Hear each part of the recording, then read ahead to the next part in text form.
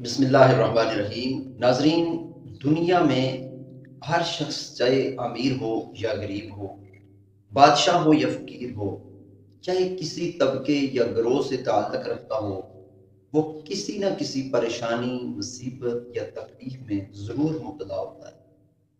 یہ سب کچھ اللہ تبارک و تعالیٰ کی طرف سے آزمائش بھی ہو سکتا ہے، یا پھر ہمیں اپنے کیے کی سزا بھی ہو سکتی ہے۔ المختصر، جہاں مصیبتیں تکلیفیں ہوں وہاں اللہ رب العزت نے ان کا حل بھی بتایا ہے۔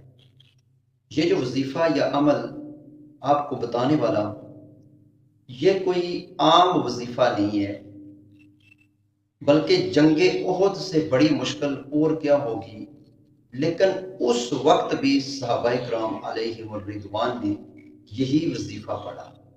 اسی طرح جب حضرت ابراہیم علیہ السلام کو آگ میں ڈالا گیا تھا، انہوں نے بھی اس وقت یہی وظیفہ پڑھا۔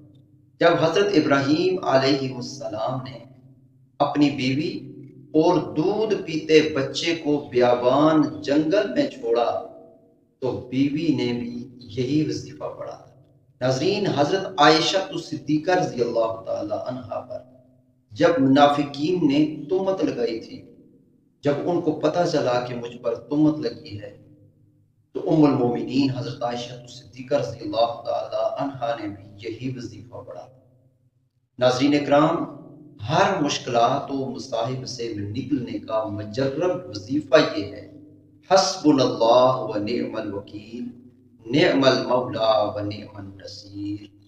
یہ سارے گھر والے تقریباً 500 مرتبہ پڑھیں، انشاءاللہ العزیز ہر مشکلات سے چھٹکارا ملے۔